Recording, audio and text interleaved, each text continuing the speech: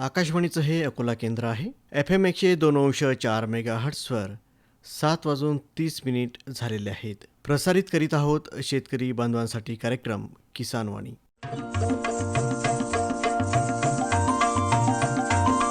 किसानवाणी किसानवाणी किसानवाणी किसानवाणी हिरव्या स्वप्नांची साध्यवाणी प्रगत युगाची वेधवाणी कृषी तंत्राची ही मंत्रवाणी किसानवाणी किसानवाणी किसानवाणी किसानवाणी सफल शेतीची भाष्यवाणी पेरन काढन सांगे वाणी शेती सुखाची आधारवाणी किसानवाणी किसानवाणी किसानवाणी किसानवाणी किसानवाणी किसानवाणी किसानवाणी किसानवाणी किसानवाणी किसानवाणी किसानवाणी किसानवाणी किसानवाणी किसानवाणी किसानवाणी किसानवाणी किसानवाणी किसानवाणी. भारत सरकारच्या कृषी आणि शेतकरी कल्याण मंत्रालयाच्या वतीनं प्रायोजित किसानवाणी कार्यक्रमात सादर करते सूरज गोळे यांच्यासह मी सचिन म्हैसने आपलं मनपूर्वक स्वागत करतो. सुरुवातीला जाणून घेऊया हवामान शास्त्र विभाग डॉक्टर पंजाबराव देशमुख कृषी विद्यापीठ अकोला यांच्याकडून प्राप्त हवामान वृत्त. तापमान कमाल 31.2 अंश सेल्सिअस तर किमान 15.0 अंश सेल्सिअस. प्रखर सूर्यप्रकाश 7.7 तास तर हवेचा ताशी वेग होता 1.0 किलोमीटर. आर्द्रता सकाळी 69% तर दुपारी होती 27%. मागील 24 तासात बाष्पीभवनाचा वेग 5.3 मिलीमीटर एवढा नोंदवण्यात आलेला आहे. आजचा पाऊस 0 मिलीमीटर तर आजपर्यंतचा एकूण पाऊस 863.5 मिलीमीटर एवढा नोंदवण्यात आलेला आहे. आताच आपण हवामान वृत्त जाणून घेतलं. अरे अरे अरे अरे, क्या कर रहा है? इधर इधर इधर हम बोल रहे हैं तेरे बीजू का. उतला बोल रहा है? हाँ, पक्षियों से तो हम खेत को बचा लेते हैं, पर इन घातक रसायनों से कैसे बचाएं? मतलब? देख बेटा, तू जो ये अंधाधुंध रसायन मिलाता है ना, मिट्टी की सेहत बिगड़ने लगी है. और जब माटी ही कमजोर पड़ जाएगी तो उपज कैसे सेहतमंद होगी? हाँ? अरे पहले ऐसा नहीं था. पूछना अपने बड़े बुजुर्गों से, कैसे फसल लहलहाती थी, शुद्धता झलकती थी. हाँ, माटी भी तंदुरुस्त और लोग भी. अरे अब पहली वाली बात कहाँ? पर अब तो सब यही डाले हैं. सब नहीं, आज भी लाखों जागरूक किसान परंपरागत विधि से फसल उगा रहे हैं. खर्चा कम और उपज की कीमत भी बेहतर पा रहे हैं. सच है? रे बेटे, एक्सपीरियंस से बता रहे हैं. धूप में बाल सफेद नहीं किए हैं. हाँ. ठीक है भाई, मैं भी आज से जैविक खेती शुरू करूंगा. माटी से प्रेम की परंपरा है. परंपरागत खेती. शेतकरी बंधूंनो, स्वागत आहे तुमचं प्रश्न तुमचे उत्तर आमचे या फोन इन कार्यक्रमामध्ये. आणि आजचा विषय आहे गहू पिकाचे खत आणि ओलीत व्यवस्थापन. आणि तुमच्या प्रश्नांना उत्तर देण्यासाठी आमच्या स्टुडिओमध्ये आमंत्रित तज्ज्ञ आहेत डॉक्टर स्वाती भराड, वरिष्ठ संशोधन शास्त्रज्ञ, गहू संशोधन विभाग, डॉक्टर पंजाबराव देशमुख कृषी विद्यापीठ अकोला हे आलेले आहेत. मॅडम नमस्कार. नमस्कार सर. रब्बीमध्ये गव्हाची लागवड खूप मोठ्या प्रमाणात आपल्याकडे होत असते. आताच्या परिस्थितीमध्ये काही पिकांना उंब्या पण आलेल्या आहेत. एक लेट गहू पेरलेले आहेत, त्यांचे 1 किंवा 2 पाणी झालेले आहेत. विविध परिस्थितीमध्ये सध्या आपल्या गव्हाचं जे एक पीक आहे ते आहे. गहू पिकामध्ये जेव्हा आपण खताचं व्यवस्थापन करायचं असेल आपल्याला, जर का वेळेवर पेरणी असेल तर त्याचं नियोजन वेगळं राहते आणि जर का उशिरा पेरणी असेल तर त्याचं पण नियोजन वेगवेगळं राहते. तर याबद्दल तुम्ही आमच्या शेतकऱ्यांना काय सांगाल? आपण जेव्हाही रबीमध्ये गहू घेतो तर आजकाल म्हणजे कोरडवाहू, बागायती वेळेवर आणि बागायता उशिरा. जास्तीत जास्त शेतकरी बांधव आता वेळेवर म्हणजे नोव्हेंबरमध्ये जी आपण पेरणी करतो ती वेळेवर पेरणी करतो. आणि तूर काढून किंवा बाकी पिकं काढून खरीपाचे डिसेंबरच्या 15 ते 20 किंवा डिसेंबर एंड किंवा आत्ताही जानेवारीपर्यंत शेतकऱ्यांनी उशिरा गव्हाची पेरणी केली आहे. तर त्यानुसार आपल्याला पहिले तर जेव्हा खताचे नियोजन करायचे तर वेळेवर पेरणी म्हणजे जो नोव्हेंबरमध्ये पेरलेला आहे तर तिथे तुम्हाला कोणतेही पीक घेताना आपण माती परीक्षण करून घेणे नेहमी गरजेचं आहे. कारण त्यानुसार प्रत्येक मातीमध्ये त्यांच्या उपलब्ध अन्नद्रव्ये म्हणजे जे मुख्यत्व नत्र, स्फुरद आणि पालाश यांचे या आपल्या मातीमध्ये किती उपलब्धता आहे आणि त्यानुसार मग आपल्याला खताचे नियोजन हे करता येईल. Hello, hello. आकाशवाणी अकोला आणि स्वागत आहे तुमचं. प्रश्न तुमचे उत्तर आमचे या फोन इन कार्यक्रमामध्ये. बरोबर. तुमचं नाव आधी सांगा आम्हाला. बळीराम पाटील आहे वा आपुती बुद्रुक. आजचा आपल्या फोन इन कार्यक्रमाचा जो विषय आहे तो आहे गहू पिकाचे खत आणि ओलीत व्यवस्थापन. हा आजच्या आपल्या फोन इन कार्यक्रमाचा विषय आहे. तर या संदर्भात तुमचा कोणता प्रश्न आहे तो विचारा आता. बरं, गव्हाली म्हटलं आता कोणतं खत द्या म्हटलं आता. कधी पेरलाय गहू? गहू आता उमण्याला मॅडम. हां, तर मग पेरणीच्या वेळेस आपण म्हणजे किती नोव्हेंबरमध्ये पेरला का डिसेंबरमध्ये पेरला? ते तारीख लक्षात नाही राहिली काय. बरं बरं. बरं, पेरणीच्या वेळेस काही दिलं होतं खत? कारण गव्हा डीएपी दिलं.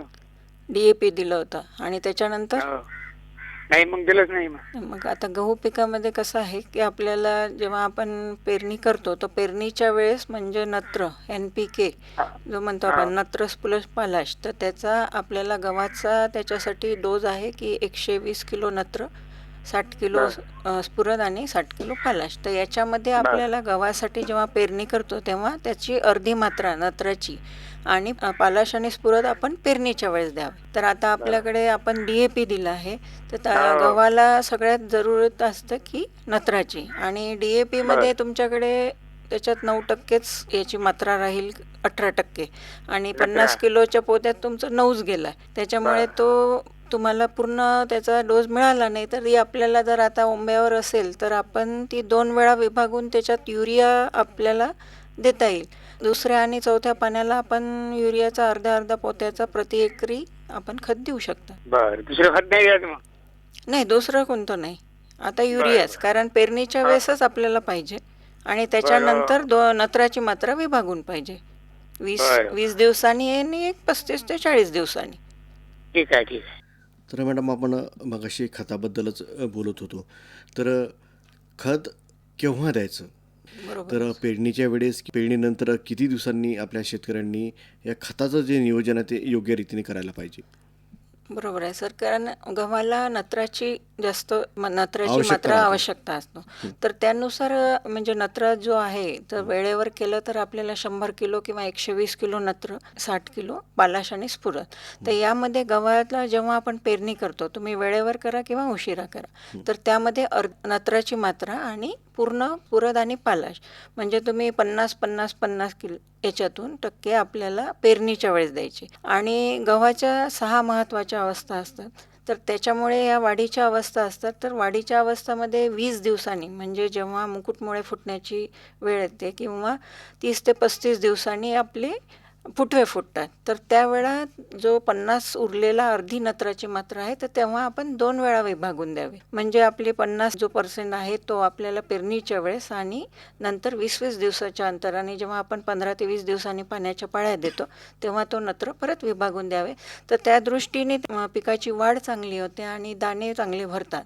त्याच्यामुळे हे नत्र त्या वेळेला त्या पिकाला उपलब्ध होतं. ज्यांचं नोव्हेंबरमध्ये पेरणी झाली असेल तर त्यांनी खतांचं नियोजन तर केलं असेलच, परंतु ज्यांनी आता सध्या उशिरा पेरणी केलेली आहे तर खतांबद्दल जो एक डोस तुम्ही सध्या सांगितलेला आहे तर तो त्यांना वाढवून द्यावा लागते का? जर उशिरा पेरणी करत असू आपण तर आपल्याला खताचा डोस कमी करावा लागतो. कमी करावं हां, लागतं, म्हणजे वाढवावं नाही लागत. वाढवावं नाही लागत. अच्छा, कारण अच्छा, तेच वेळेवर आहे. आहे तर आपण 120 नत्र पाहिजे, पण आपल्याला जर उशिरा करत आहे तर आपल्याला 80 किलोच नत्राची गरज असते. अच्छा. म्हणजे उशिरा पेरणीसाठी आपला 80-40-40 म्हणजे 80 किलो नत्र, 40 किलो स्फुरद आणि पालाश. आणि हे असंच जसं वेळेवर आपण अर्धही नत्राची मात्रा पेरणीच्या वेळेस उशिरा पेरलं तेव्हाही आणि उरलेला 20 आणि 35 ते 40 दिवसांनी 40 म्हणजे दिवसांनी 20-20 दिवसांनी त्याच्या वाढीच्या अवस्था येतात, 15 ते 20 दिवस. तर त्या ड्युरेशनने आपण 2 वेळा नत्र उरलेलं नत्र विभागून द्यावं. अच्छा. तर त्या दृष्टीने कारण उशिरा पेरणीमध्ये आपली ड्युरेशन कमी होते,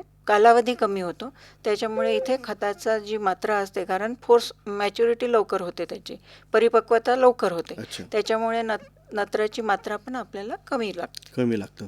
कारण की उशिरा पेरणी गहू पिकाची करतात शेतकरी, तर त्यांना आपण बियाणं नक्कीच वाढवायला सांगतो, बियाणं वाढवायला सांगतो, परंतु खताची मात्रा ही कमी करायला लागते. नक्कीच. कारण जर तिथे असंतुलित मात्रा झाली तर मग तिथे परत म्हणजे आपला जमिनीचा जो ओलावा असतो किंवा खताची मात्रा जास्त झाली तर तो विपरीत परिणाम पण कधी कधी होऊ शकतो. जर का आपल्या शेतीचं माती परीक्षण झालं असेल तर फारच योग्य, कारण की आपल्याला कोणती खते आपल्याला आपल्या शेतीमध्ये सूट होतात हे त्याला आधीच माहीत राहतं आणि त्याचप्रमाणे तो आपल्या खतांचं याच्यामध्ये नियोजन करू शकतो. अकोला आकाशवाणी. आकाशवाणी अकोला कार्यक्रम आहे प्रश्न तुमचे उत्तर आमचे, हा फोन इन कार्यक्रम आहे. तुमचं नाव सांगा द्या आम्हाला. सुरेश हातागळे, तात्पूर. आजचा विषय आहे गहू पिकाचे खत आणि ओलीत व्यवस्थापन, हाच आपल्या फोन इन कार्यक्रमाचा विषय आहे. गव्हाला पाणी किती किती पाणी द्यावं लागतात पुन्हा? अच्छा, म्हणजे तुम्हाला गहू पिकाचं पाण्याचं नियोजन कसं आहे ते जाणून घ्यायचं आहे. हा. अच्छा, तर तुमच्याशी आता डॉक्टर स्वाती भराड, वरिष्ठ संशोधन शास्त्रज्ञ, गहू संशोधन विभाग, डॉक्टर पंजाबराव देशमुख कृषी विद्यापीठ अकोला, ह्या मॅडम आज आपल्या या स्टुडिओमध्ये आलेल्या आहेत. ते तुमच्याशी आता बोलत आहेत. नमस्कार दादा. तर आपला प्रश्न आहे की गव्हाला किती पाणी द्यावे. तर आता गहू पीक म्हणजे तुमचे कोणती तुम्ही वाण लावलेलं आहे त्यानुसार आपल्याला गहू पीक जनरली 100 ते 120 दिवसात आपल्या इथे तयार होते. कारण आपल्याकडे थंडी कमी पडच्यामुळे 120 दिवस, आणि यामध्ये गव्हाच्या 6 महत्त्वाच्या अवस्था असतात. दर 15 ते 20 दिवस, म्हणजे आपण म्हणू की 2चा पाडा ते 100 दिवस असतील तर असे 6 दिवस. तर पहिली अवस्था आपली 20 दिवसांनी, दुसरी 35 ते 40 दिवसांनी, म्हणजे मुकुटमुळे फुटण्याची अवस्था. तर या जी दुसरी अवस्था आहे आपली मुकुटमुळे फुटण्याची, तर इथे पाण्याचा ताण आपल्याला पडायला नको. कारण जर इथे तुमचं पाणी चुकलं किंवा ताण पडला तर आपल्याला जवळजवळ आपलं उत्पन्न जे होतं तिथे 33% आपल्याला घट येते. आणि दुसरं आहे की 35 ते 40 दिवसांनी आपण पाणी देतो, आणि मग फुलावर असताना 55 ते 60. आता तो वाणानुसार कमी जास्त 50 दिवसात येतो, कुठे 55. पण म्हणजे 2 अवस्था सगळ्यात महत्त्वाच्या आहे की मुकुटमुळे फुटण्याची 15 ते 20 दिवसांनी आणि 55 ते 60. तर तिथे तुमचं जर पाण्याचा ताण पडला तर तुम्हाला जवळजवळ 25% घट येते. म्हणून एक साधं सरळ गणित आहे की गव्हाला 5 ते 6 पाणी लागतात. तुमच्याकडे उपलब्ध असेल तर पाण्याची सोय. 7 पाणी झालेले आहे. खूप झाले. उंब्यात आहे, आणखी 2 पाणी लागतील का? लवकर पाणी दिले. किती दिवसांनी, म्हणजे आता तो कसा आहे की जमिनीचा पोत कसा असतो त्यानुसारही पाण्याची गरज कधी कधी लवकरही पाण्यावर येतो. तर आता जर तुमचा गहू ओंबीवर आला आहे, दाणे भरून राहिले, दाणे अजून नाही भरले, मग तुम्हाला 1 किंवा 2 पाणी लागतील सर अजून. 12 ते 14 दिवसात पाणी दिलं मी. हो चालेल. 14 दिवसाच्या 15 दिवसाच्या गॅपने आपल्याला पाणी पाहिजे. आणि पाणी आपलं स्प्रिंकलरचं आहे का कसं यांनी? नाही, खाली दांड पाणी. दांड पाणीचं, बरोबर. ठीक ठीक आहे. धन्यवाद. जमिनीमधून खतं देतो ती वेगळी. तर ज्या शेतकऱ्यांना फवारणीमधून जर का खतं द्यायची असतील, जसं आपण जे सूक्ष्म अन्नद्रव्य म्हणतो, तर त्याचं नियोजन आपल्या शेतकऱ्यांनी कशा पद्धतीनं करायला पाहिजे? प्रत्येक पिकाला जवळजवळ आपल्याकडे 17 प्रकारची सूक्ष्म अन्नद्रव्ये असतात आणि ते पीक वाढीसाठी महत्त्वाची असतात. जरी आपल्याला ते सूक्ष्म स्वरूपात असतात, पण त्याचं महत्त्वाचे की त्याचे फायदे असे असतात की त्यामुळे आपली पिकाची म्हणजे पीक हिरवगार राहते, पानं पिवळे पडत नाही, दाणे चांगले भरतात. हे गव्हाच्या बाबतीत झाले. तसंच त्याचं म्हणजे रोग आणि किडीचा प्रादुर्भाव सूक्ष्म अन्नद्रव्य जर व्यवस्थित मिळाले तर बरोबर राहत. तर या दृष्टीने की गहू पिकासाठी आणि आपल्या पंजाबराव देशमुख कृषी विद्यापीठाच्या आपल्या विभागाने ग्रेड 2 या नावाने गहू पिकासाठी आणि त्याचा आपण 2 वेळा फवारणी करता येईल. तर त्यामध्ये सगळे जे रब्बी पिकाचे आपल्याला गहू पिकासाठी जे अन्नद्रव्य पाहिजे आहेत किंवा गरज आहे ते उपलब्ध आहे. तर त्यामध्ये जेव्हा आपण 15 ते 20 दिवस किंवा म्हणू आपण 25 ते 30 दिवसांनी आपल्याला त्याची फवारणी घ्यायची आहे. तर ती आपण 50 मिलीलिटर आपण प्रति 10 लिटर फवाऱ्यात किंवा सरळ एका पंपाला आपण 100 ml, आणि मग त्याच्यानंतर पीक फुलावर असताना आपण त्याच ग्रेड 2ची फवारणी 100 ml प्रति 10 लिटर किंवा 200 ml पंपाला, म्हणजे 15-20चा तुमचा कसा पंप आहे त्यानुसार आपण करू. तर त्यामुळे त्याचा नक्कीच फायदा होतो आणि ज्या पिकाला जी गरज असते सूक्ष्म अन्नद्रव्यांची ती गरज पूर्ण होते. तर आपण म्हणजे हे आपल्या विद्यापीठामध्ये आपल्या सेंटरला जे माहिती तंत्रज्ञान सेंटर आहे किंवा त्या विभागामध्ये हे ग्रेड 2 किंवा प्रत्येक पिकाचे ग्रेड उपलब्ध आहे आणि हे लिक्विड फॉर्ममध्ये आहे. आणि याच्या गरजेनुसार 1 लिटरपासून तर 5 लिटर अशा कॅन उपलब्ध आहे. आणि याचं आपण चांगल्या प्रकारे याचे रिझल्ट्स आपल्याला पाहायला मिळतील. तर एक आपली शेतकरी बांधवांनी जरूर याची वापर करावा ही विनंती आहे. तर याची फवारणी नेमकी कोणत्या कालावधीमध्ये करायला पाहिजे का ते एक महत्त्वाचं आहे याच्यामध्ये? तर यामध्ये जे सूक्ष्म अन्नद्रव्यांची फवारणी आहे ही 2 वेळा, म्हणजे पीक जेव्हा वाढ होते, तर आता आपण गहू घेतला तर याच्यामध्ये 15 ते 20 दिवस म्हणजे जेव्हा मुकुटमुळे फुटतात, तर ही एक महत्त्वाची अवस्था असते. म्हणून आपल्याला गहू पिकामध्ये आपण सूक्ष्म अन्नद्रव्य या वेळेत करतो. आणि नंतर जेव्हा पीक फुलावर येते, कारण जेव्हा ओंबी पडते तेव्हा त्याची दाना भरतो, त्याच्यामुळे इथे या सूक्ष्म अन्नद्रव्यांची त्या पिकाला गरज असते. म्हणून हे 2 महत्त्वाच्या वेळा असतात की तेव्हा आपण करू शकतो. आणि जर आपल्याला नंतर दाणे भरायच्या वेळेस किंवा दाणा चांगला ठोकळ असेल तर मग आपण 2% युरियाची वगैरे जेव्हा किंवा पाने पिवळे वगैरे पडतात तर तो पण आपण स्प्रे घेऊ शकतो, किंवा 19-19-19 हे खत आहे, हे पण आपण करू शकतो. याचाही फवारणी आपण करू शकतो. पण हा जर ग्रेड 2 आपण घेतला तर याच्यात सगळंच येऊन जाईल. डॉक्टर पंजाबराव देशमुख कृषी विद्यापीठ म्हणून ग्रेड 2 आणि ग्रेड 10 असे सूक्ष्म अन्नद्रव्यांचे प्रकार सध्या आपल्या इथे उपलब्ध आहेत.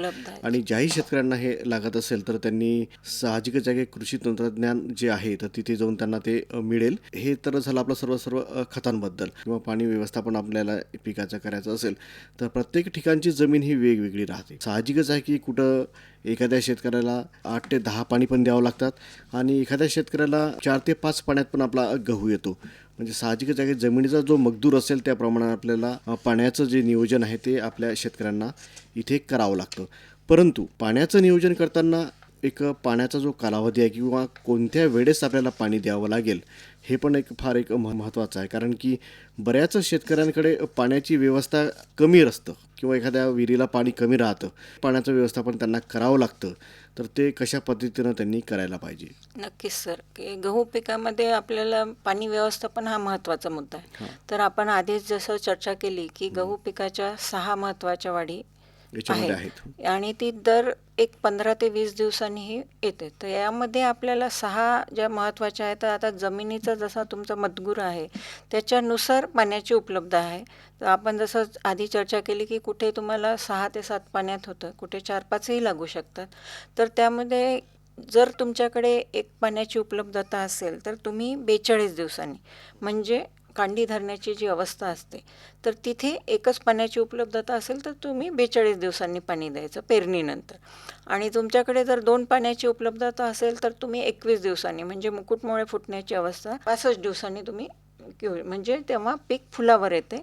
तुमच्याजवळ जर 3 पाणी असेल तर तुम्ही 21, 42 आणि 65, म्हणजे तिथे मुकुटमुळे फुटण्याची अवस्था, कांडी धरण्याची अवस्था जास्त आणि आपली फ्लॉवरिंग किंवा फुलावर येते किंवा पीक दाणे भरण्याची अवस्था येते, त्या वेळेत आपल्याला हे 3 पाणी द्यावे. आणि आपल्याकडे पाण्याची उपलब्धता असेल तर दर 15 ते 20 दिवसांनी किंवा जसा जमिनीचा पोत असेल त्यानुसार आपण पाणी देऊ शकतो. पण याच्यात महत्त्वाच्या 2 ज्या अवस्था आहे की 15 ते 20 म्हणजे मुकुटमुळे फुटण्याची अवस्था आणि पीक फुलावर अवस्था. कारण यामध्ये जर पाण्याचा ताण पडला तर सगळ्यात जास्त पीकमध्ये तुम्हाला उत्पादनात घट येऊ शकते. साहजिकच आहे की मॅडम पाणी जर का कमी असलं तर आपल्या उत्पादनामध्ये घट येते, नक्कीच. हे आपल्याला प्रत्येकाला माहिती आहे. परंतु जास्त पाणी दिल्यानंही उत्पादन कमी होऊ शकते, असंही आहे का काही? आता जर कारण की शेतकऱ्यांकडे कसं राहते, जर कॅनॉलचं पाणी असेल तर चला बा आता पाणी चाललेलं आहे तर पाणी देऊन द्या, बरोबर हां, असं होतं बरेचदा. तर या पाण्याचं या नियोजनामध्ये पण आपलं उत्पादन घटू शकते, हे पण आपल्या शेतकऱ्यांना माहिती असायला पाहिजे. आता जमिनीला जर पाण्याची तितकी गरज नसेल तर आपल्या कुठे लाईट सॉइल्स असतात, कुठे हेवी असतात, तर त्यानुसार पाण्याचं नियोजन करा. पण जर गरज नसतानाही आपल्याकडे पाणी आहे म्हणून काही 7-8 दिवसांनीच पाणी देत राहतात तर त्याचाही नक्कीच कधी पीक वाढीवर परिणाम होतो.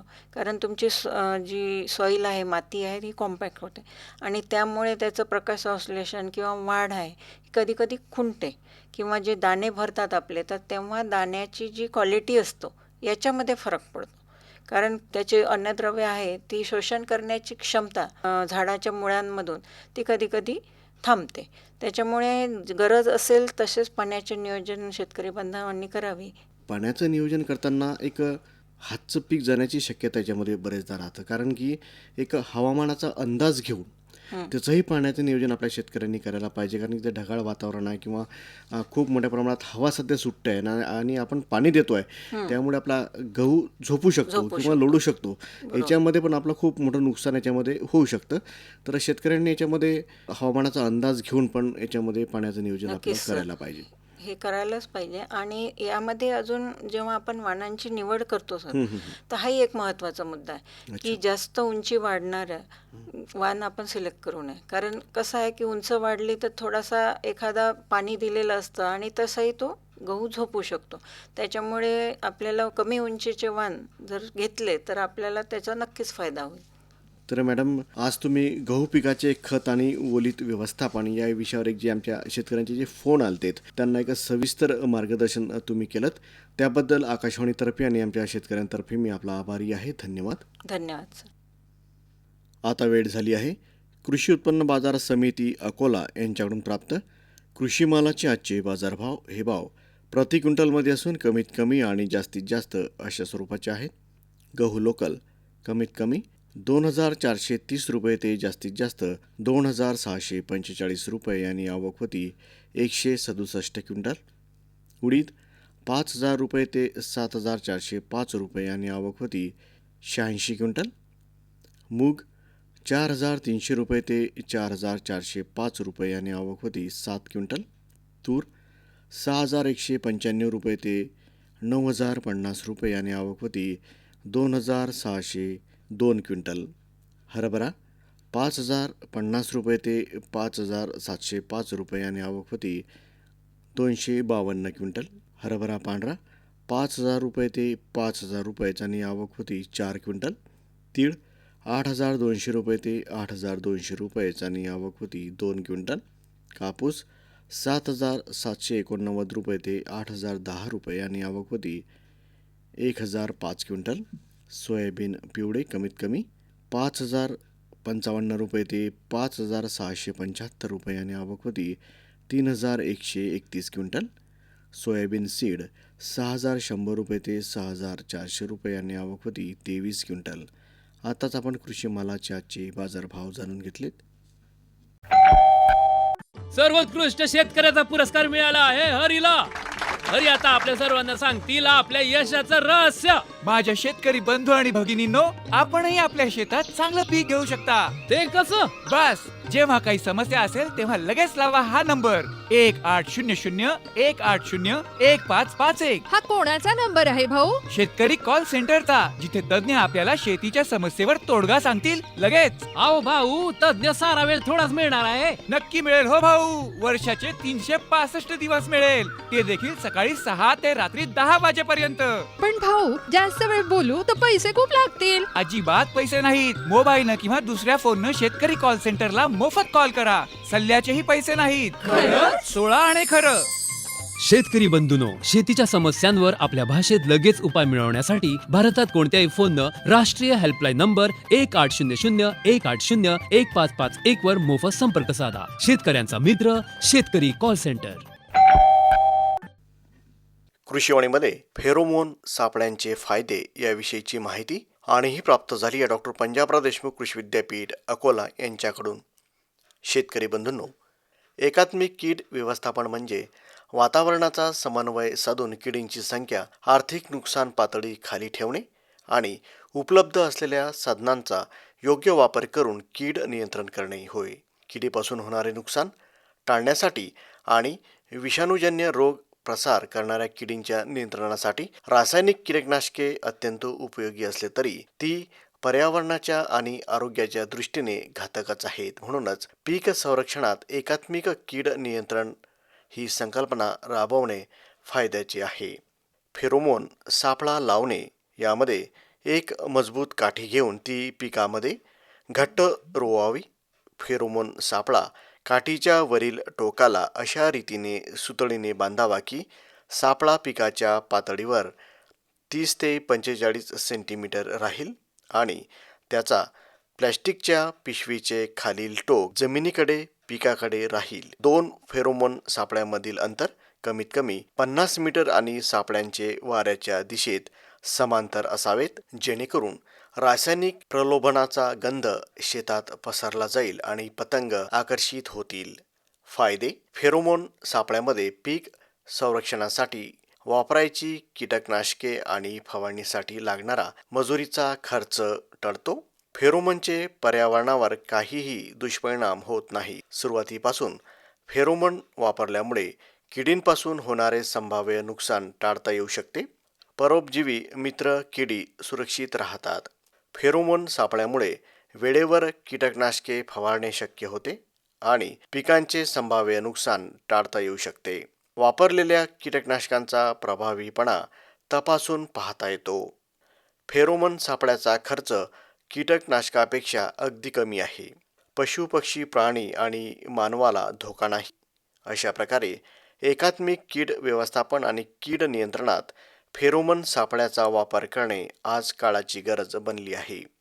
आताच आपण कृषीवाणीमध्ये फेरोमोन सापळ्याचे फायदे याविषयीची ही माहिती जाणून घेतलीत.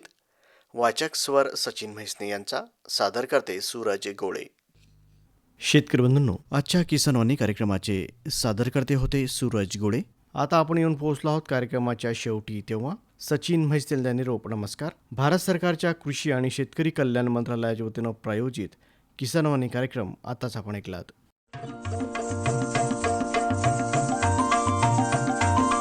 किसानवाणी किसानवाणी किसानवाणी किसानवाणी हिरव्या स्वप्नांची साध्यवाणी, प्रगत योगाची वेधवाणी, कृषी तंत्राची ही मंत्रवाणी. किसानवाणी किसानवाणी किसानवाणी किसानवाणी सफल शेतीची भाष्यवाणी, पेरन काढन सांगे वाणी, शेती सुखाची आधारवाणी. किसानवाणी किसानवाणी किसानवाणी किसानवाणी किसानवाणी किसानवाणी किसानवाणी किसानवाणी किसानवाणी किसानवाणी किसानवाणी किसानवाणी किसानवाणी किसानवाणी किसानवाणी किसानवाणी किसानवाणी किसानवाणी. आताच आपण शेतकरी बांधवांसाठीचा कार्यक्रम किसानवाणी ऐकलात.